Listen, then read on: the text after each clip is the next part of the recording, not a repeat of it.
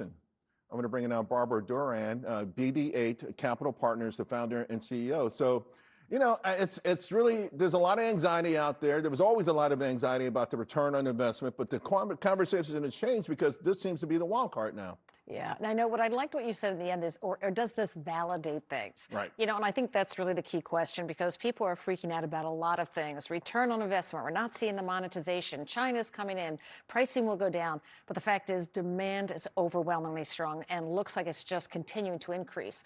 Particularly when you look at autonomous vehicles and robots and everything else, that's going to continue.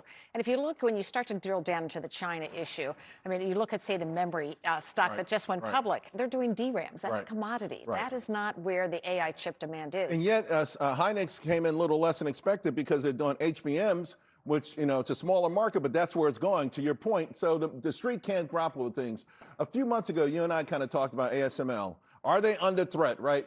Not long ago, they were 10 to 15 years away. Now they're debuting something very similar to Chinese. So the question is, does the West, particularly America, still have that technology edge? I think right now we do. That seems to be clear. But it does seem that China is catching up. But you're still going to have very big differences in whether you're looking at manufacturing like Taiwan Semi, which maybe we'll talk about later, which really has state-of-the-art manufacturing, the highest end that you can't replicate very quickly or easily. So you really have to break it down.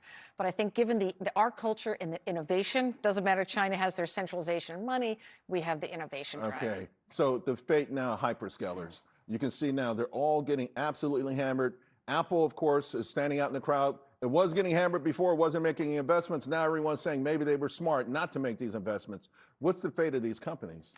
Well, I think right now there's a lot of buying opportunities. When you look at the growth rate, we're not talking about just the next 6, 12, 18 months. Like a Micron, the supply constraints are there at least through 27, and now it's sounding like even through 28. And the same with NVIDIA. I mean, everybody's concerned about their funding, their customers, but this is what you do when you need to meet demand. There's a chart out there with their CDS payments through the roof, but it really is only 6% chance of default, to your point.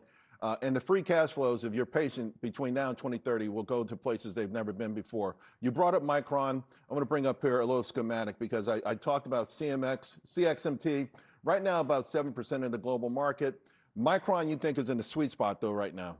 Yeah, I do. And I do. And it's really because of the supply issue. In the past, I mean, this really was a commodity company where you'd have quarter-to-quarter contracts. If that, the PE would be 6 to 8. Right now, the PE is below 6, and they have sustainable growth for at least the next 2 years. So I think it deserves a higher PE. The PE is low because historically it's been one of these industries where they've had no pricing power. And every now and then they'll get it, but they'll have it for a brief moment in time.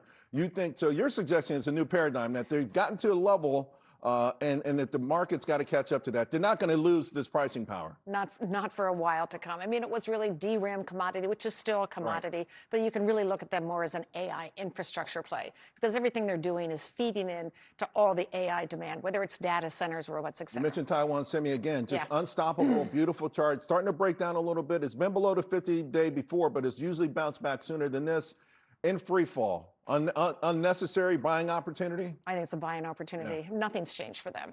And people say, well, China, geopolitical, et cetera, but I think it's really down with the whole group and semis and what's happening there, so I think there's a buying opportunity. You also like Eli Lilly, and I think that speaks for itself. For now, they've won the GLP war with Novartis. And all the applications that will come from that. This is a huge pipeline. Absolutely phenomenal. Real quick, I want to ask you about these earnings after the bell. Microsoft, Meta, there are a couple of keys you say to look for. For Microsoft, you say Azure growth. That's what it's all about. And for Meta, ad revenue. What exactly do you want to see?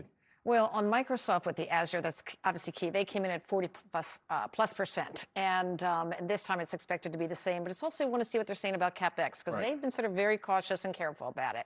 So suddenly they explode or they pull back. It could be an interesting signal. So we'll see what they say there because it's really about the sustainability of a cloud business.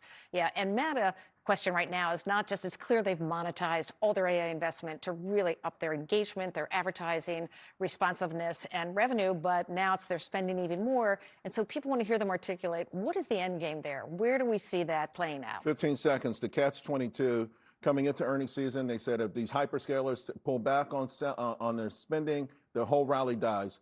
Google didn't pull back, and the rally is dying. What do you want to see? Do you want to see steady? We're going to keep throwing money at this, or you want to see a pullback? Well, in the short run, I mean, investors, if you pull back, you're saying, okay, then we're wrong. There's not the opportunity. I think they're spending as they need to. I mean, just remember Amazon. Right. Amazon, for the time they went public, for 6 more years, made no money because they were reinvesting it. And I owned the stock then, and you had to live through incredible drawdowns. Bezos set the standard. He took a lot of heat. He pushed back on Wall Street, and anyone who held tight with him made a fortune. You got it. Great stuff, Barbara. Appreciate it.